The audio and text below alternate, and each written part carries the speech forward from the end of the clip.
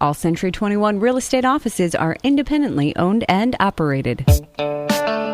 This is the Real Estate Roundtable with Century 21 Jack Ruddy Real Estate. Good morning. I'm Jackie Ruddy, broker, and with my husband, fellow realtor, co-host Pat Devaney. Good morning, Jackie. How are you? Good. How are you?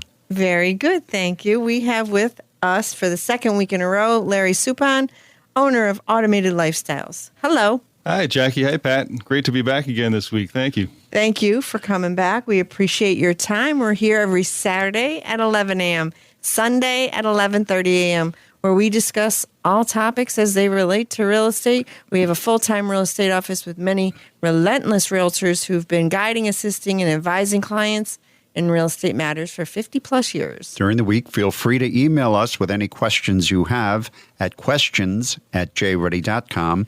That's questions@jruddy.com, or give us a call at 570-344-6724.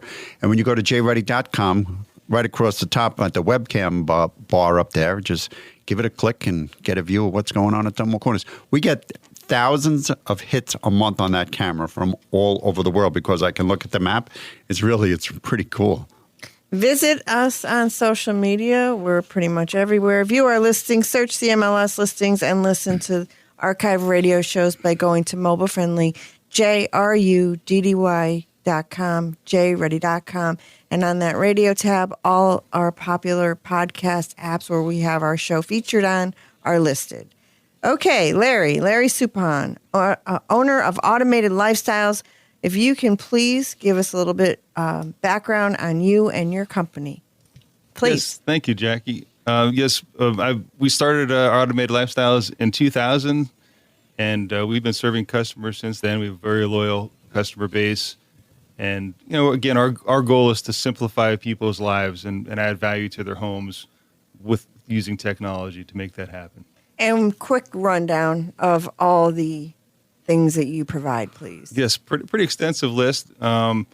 We do home networks, audio, video systems, large TVs, sound systems, lighting control, motorized shades, security, surveillance cameras, temperature control, smart water valves.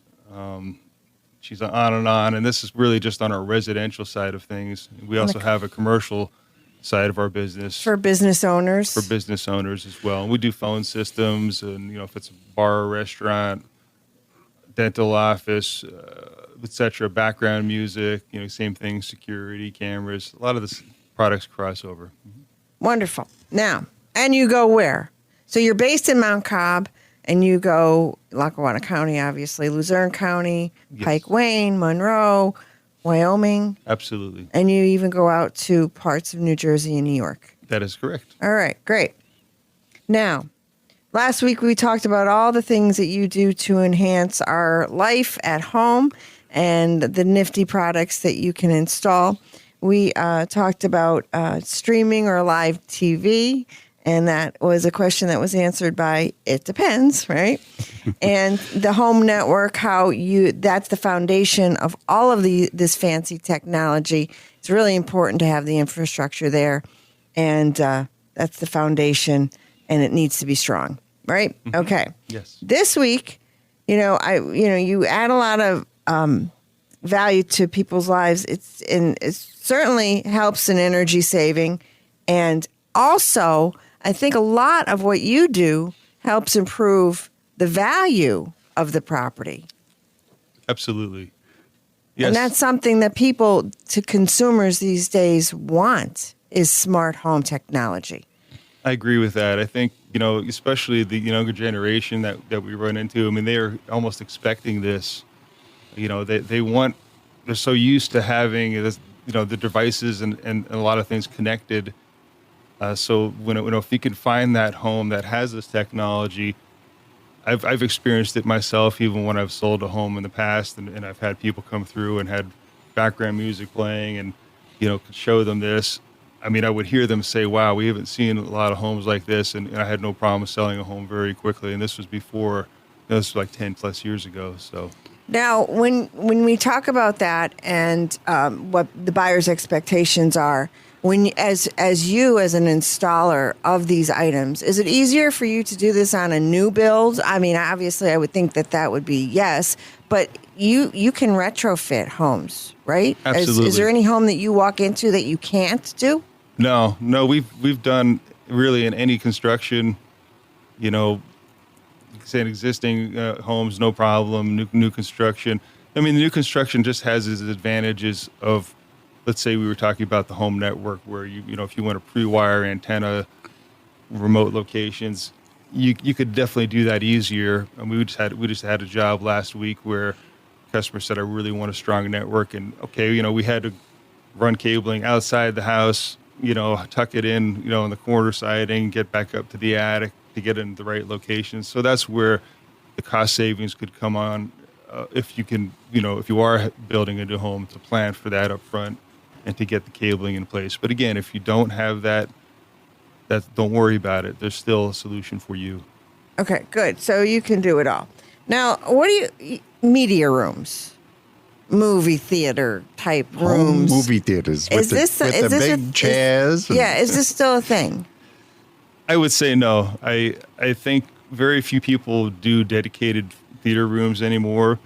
We're just seeing, you probably see the open floor concept of homes and changing, and people wanting to have, the kitchen and the well, I'm now calling it the media room. That could be a living room, great room. But, there's where they have a large TV. That's where their family's going to hang out.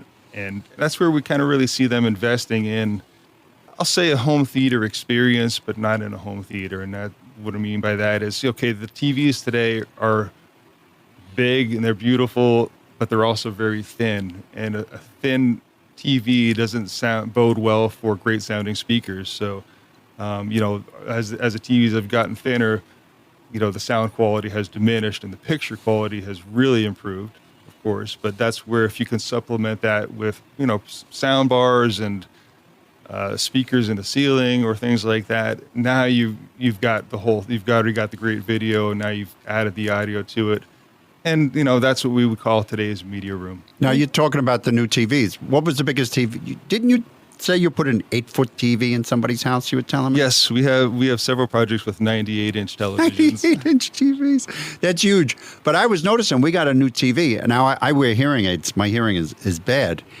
And the TV is very thin. And I says, and it sounds tinny. I mean, it's not a cheap TV. But that makes perfect sense, is that the television, or whatever you want to call it, the monitor is so thin that the speakers have to be small and thin, and we don't get the quality out of that. Yeah, and you figure, if you think of them, there's very, very thin bezel anymore, so the speakers are essentially on the back side of the TV, so it's almost reflecting off the back wall that it's mounted on and coming back to you. So again, obviously, if you have a sound bar or a better quality speaker system, you're going to hear more, and it's going to be, hear the conversations that are happening on television and the dialogue. Yeah, I have to have the closed captions on the televisions because I miss half of what's going on. True. Now, you're talking about the speaker system that you install inside the home. If you do an outdoor entertainment system, do you have to do different types of speakers? Yes, you do. So like outdoor spaces, interestingly enough, we do a lot of outdoor televisions, and we actually have a blog on our webpage about this, because a lot of times people will just say, I'm going to put a regular TV outside, and that's okay in some cases, but if you have to picture that TV is not really designed to be in humidity, in those types of spaces, you can potentially, it's a potential shock hazard. People don't think of that. Grandkids, other things, it could, they could have a short circuit in it to go back through your electrical system. So we always say, hey, let's get they make an outdoor television. Okay, it's definitely more expensive, but you could leave it up year round. It's fully sealed. It has heaters built in if needed, but it's the right TV for the right application. Do you have to cover it in the winter? You don't have to cover it. I mean, you can pour a hose over it. You'll see them at ski resorts and things like that. And the outdoor televisions, they're rated for.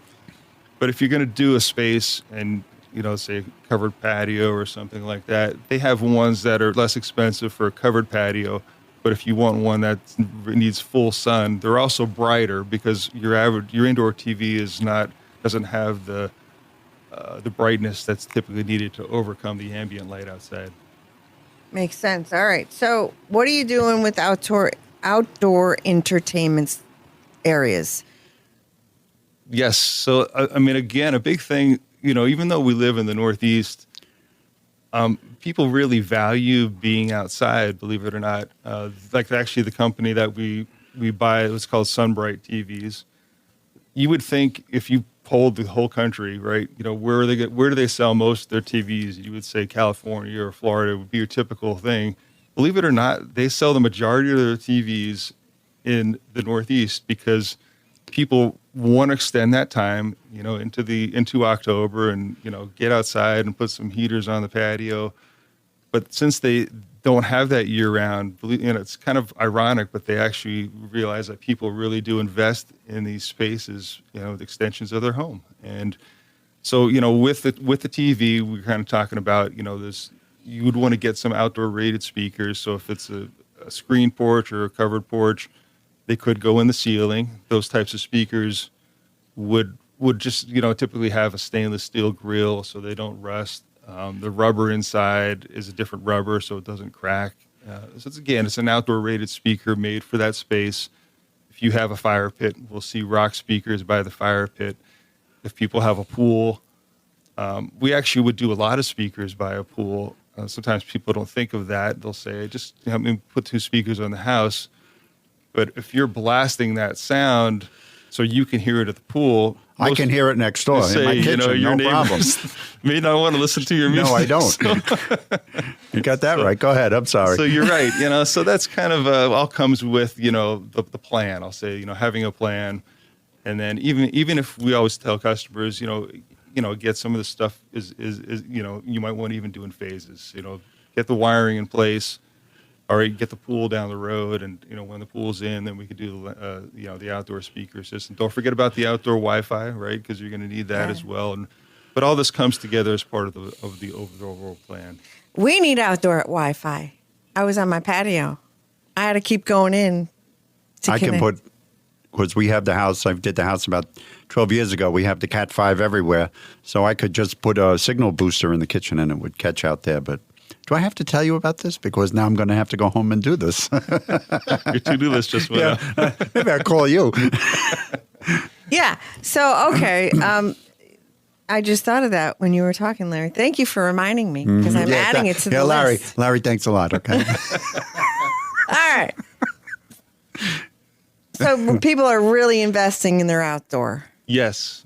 areas. Okay. Yeah, we got the neighbor next door. He does that too. He's got the TV outside and they barbecue all the time. It's a covered area. Right. And they watch their football and they love Penn it. State games, you're out there They love and, you make a whole day of it outside and, nice sound system and, Saturdays and Sundays and. I could pull a chair up on my driveway and watch his TV. Yeah, we could. We could sit in our cars in the garage and watch TV. Let's say, hey, pass something over the fence over here. But a lot of people are doing this. Yeah, they're good. People behind us, Yes. people 3 doors away from us, people right next door to us. So it's But I don't know if they have taken off. outdoor rated TVs. I was we're gonna unaware have of that. to Have to tell ask them them. about that and give them your card, right? And I know some of them do not have your audio system in place. I know for a fact. Yes. We can hear it. Yes. Yeah. I can hear it 3 doors away. Yeah. All right. So one of the things I really wanted to talk to you about are your aging at home services. yes. Please, let's start talking about that. We're going to hit a break and then we'll continue the discussion about it. But, one of the things that I think that are really important, a peace of mind when people have older family members, right? So we have to go to work, but we worry. So what can you do regarding that, please? Yes. I know last week we were talking a lot about, I'll say, the smart home technology. And this type of same system, actually, you don't have to do that level. You can even do things and you can build on it. But I'm just give you an example. My mother, in her home, she wanted to stay there as long as she could. And so we had a motion detector that you could use for security purposes, but we used that motion detector in her hallway. So she comes out of her bedroom, if the motion detector didn't sense her by, if we knew that she's up by 8 o'clock in the morning, by 9:15, if it doesn't sense anything, I can get a text message. If she goes over to her medicine cabinet and the medicine cabinet door was not opened or the refrigerator was not opened, it allows a family member to have, some oversight of their loved ones, but not having a camera and the intrusion of actually watching them. So there's these sensors basically, if you know Monitor. someone's pattern, then you can get a text message and you can check on them. You can place a phone call. I mean, we have some people that have added indoor cameras, but again, that might be more in the living room or something if they just want to check on their loved one. But yeah, that the same sensor technology would tie into the same smart home package, but in this case, the alarm's off, but you're really just using that for your information. So it could be used to protect that loved one when they go to sleep at night, but also, give oversight to other family members who just are concerned about them. And for that person, the older family member, there are things that you can do in terms of automation and technology where they will know if somebody is at their back door, if they drive up the driveway, if the delivery person is there. Let's talk about those things, please. Absolutely. Yeah, like you said, with them having the app, that's one app again that we talk about, most people still have their phones on them. So, you get a text notification, you can actually talk to the person who's at the front door, delivery person, say, hey, leave the package. They don't have to walk down there. They don't have to open up the door if they don't want to. If they do, want to, they could actually unlock the door if it was a friend and just say, come on in if the door was locked, so they don't have to get up and walk down the stairs or whatever the case may be if it's a bi-level. So there is definitely levels of convenience. They can watch the home themselves, like you said, from the outside. If they want to change the temperature, they don't need to get up and go to the thermostat. Again, they just pull up their phone and adjust it, and it really helps that person in that phase of their life. I'm thinking about getting something. We have a lamppost on the front yard. We have somebody, their dog does their business on my lawn, and and they go off. I'm like, I got to be watching them or yell at them through the thing. Hey, clean that up. All right. So regarding the person, the older person living at home, also you have a fall alert too, right? If they're in the shower, Yes. or wherever on the steps, there's something that you can offer in terms of that. That's right. You can add on, the pendants that, if they want a pendant on their wrist or they want to wear it around their neck and those types of things, just like you said, to get those notifications and alerts.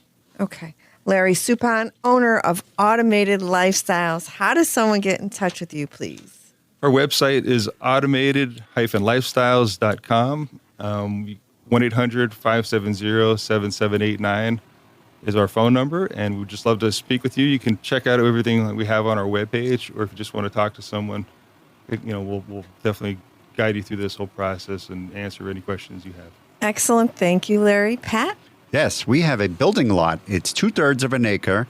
It's at Lot 9 Victoria Circle in Jefferson Township for $45,000.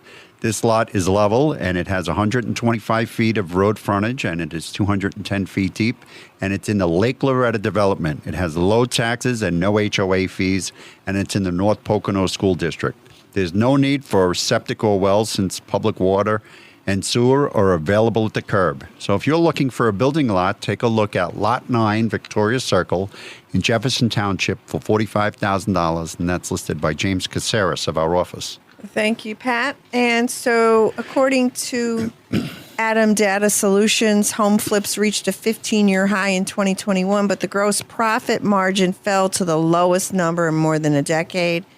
So single-family homes and condos sold saw a 26% increase from 2020 and the highest number since 2006.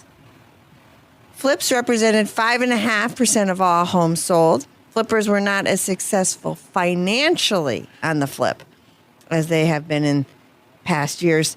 That's partly due to the soaring home prices. The report found that flippers had a gross profit of $65,000. In 2020, it was $67,000. Flippers had about a 31% return on investment, the lowest number since 2008. In 2020, flippers saw a 41.9% return on investment. And 2019, they saw 40% return on investment. And this is the biggest decrease in return on investment since 2005. In the fast-moving market, flippers wasted no time. The average time to flip dropped to 153 days, the lowest in 9 years. In 2020, it took 180 days to flip that home.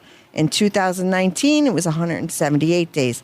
The number of all-cash purchases on flips rose to 61.3 because Right, cash is king. cash is king, and that's up from 59% in 2020 and 60% in 2019. The number of flip properties bought with financing fell to 38.7%, and that's compared to 41% in 2020 and 39.9% in 2019. Now, this is where it gets interesting. In Pennsylvania, Philadelphia had one of the biggest drops in flipping in 2021, decreasing 35.4% from 2020. However, flippers in both Philly and Pittsburgh saw some of the largest profit margins in the country. In Pittsburgh, the profit margin was 100.6%, while in Philly, the profit margin was 92.3%. In the first quarter of 2022, Scranton, a typical home flip saw 115.5% return on investment. Isn't that interesting? Yes, it is very interesting. Stay with the Real Estate Roundtable with Century 21 Jack Ruddy Real Estate on 94.3 FM The Talker. We will be back after a very brief break. In your past real estate experiences, did you find most agents were mediocre? At Century 21 Jack Ruddy Real Estate, we defy mediocrity by being relentless. Don't settle for average. Contact the Relentless at Century 21 Jack Ruddy Real Estate. We have an excellent track record of serving the community for 50 plus years. Call 570-344-6724 or visit jruddy.com. That's jruddy.com. Thanks for tuning into the Real Estate Roundtable with Century 21 Jack Ruddy Real Estate on 94.3 FM The Talker. Welcome back. I'm Jackie Ruddy, broker, and with Pat Devaney, my husband, fellow realtor. Yes, we're learning lots of new things today. We're with Larry Suppan, owner of Automated Lifestyles, and fascinating discussion we are having with you last week and this week. You know, one of the things I'm thinking about as you speak and, automating our homes in these different types of ways, is it expensive? Yeah, I mean, that's a great question, Jackie. And we, of course, we always are upfront with customers about pricing because, let's face it, I mean, everybody, even when we send a proposal, everybody goes to the last page and they just want to see what the price is. So, we like to talk up front about, what is a realistic budget? Can we do things in phases? Let's just say a smart home package.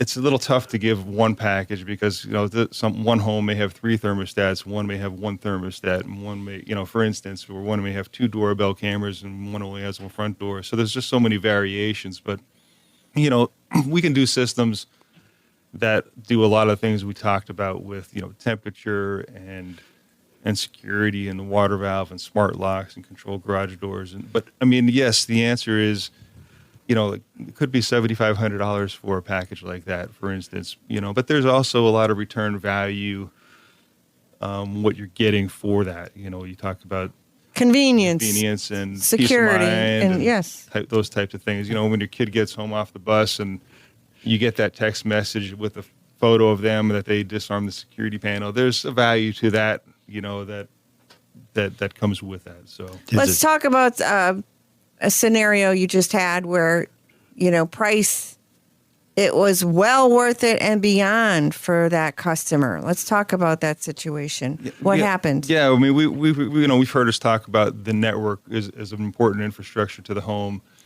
And this, homeowner had called us and we went there last week, but what was his problem? His problem was, he was paying for the fastest internet you can get from the internet provider, which is called gigabit internet. I mean, that means a download speed that you're paying for of up to 1,000 megabits, download speed. And he had a consumer grade devices, and he had tried like 2 or 3 different ones and systems, and he was getting anywhere from 75 to 150 download speed. Meanwhile, he's paying for 1,000, right? But he needs it because he has kids and he's remotely working, doing things like this. And so he's constantly aggravated and frustrated. Right. So, and he's spending lots of money and it's not getting him anywhere. So he calls you. Right. He does call us. We come in and, our team is just, it's an existing home. So we run some wires, and to the right location outside and, professionally hide everything. You don't see any wires on the side of the home. And, but, and we hardwired those key locations, his den television. He actually had a home theater, his office. And, we were there a day and a half. We had really 2 guys for one day, and another guy came back to wrap up the second day. But, I mean, just to get that email from him, saying, I can't tell you how happy I am. He's like, everywhere I walk now, my minimum speed, even on Wi-Fi, is 750. Where before it was 150, and my computer is in the 900s, and he almost was regretting that he had purchased he did spend the money to do it, but he also that was like the third thing he did. So now the first 2 systems were throwaway. So he wasted time and money. That's the ones that you plug in that are supposed to be repeating off, but they're just repeating a crappy signal. That's right. All right, let's talk about after your install. Are there things that the homeowner has to do to maintain the system, and what about support? I mean, do you just do what you do and have a nice life, or is there some support? Yeah. Really? You back your stuff up? Yes, support is huge, obviously. That's over time. That's how we build relationships over time. And the first time we meet somebody, obviously, we stay in touch with them. We want to see how things are going. But, anything that we have today requires maintenance, whether it's our car or, even our phone needs software updates from time to time. It does? Prompts you. So, you have to go into the mindset that, yes, there is maintenance in any system. Battery replacements on your smart lock or, sensors on your doors and things like that. Software updates, this again, hacking out there and things. And we talked about security, but this always, you want to be ahead of that curve. So when there are security updates and things like that, being on time and getting those done properly is important. Yes, we have a dedicated service team, and that's, they're meant to service these types of projects for our customers so that, the customers can do things, things on their own. They can replace their own batteries if they want to save some money on there. But we at least recommend maybe 1 visit a year, even if it's for an hour or 2. Let us go through the system, make sure you're up to date on the latest software and everything's up to speed. I go to the doctor once a year, so why not, right? You have a team of individuals in your company, so you have all areas covered, right? You how many people do you have working for you? We have 15 employees. And like you said, we have a dedicated service team, so they're geared up for faster response. Whereas more of our project teams are geared for a planned project. But nonetheless, communication is very huge to us. So we want to stay in touch with them. We can actually have some cloud monitoring of some of our systems, so that if we can see if something is actually down remotely through some secure links, and we can even contact the homeowner and say, hey, we see this is down, have you thought about maybe rebooting that or just unplugging it? Sometimes a simple reboot fixes things. That's usually what the case is. There's very few issues on this professional grade equipment. Excellent. Larry Suppan, owner of Automated Lifestyles. How does someone get in touch with you, please? 1-800-570-7789 is our toll-free number.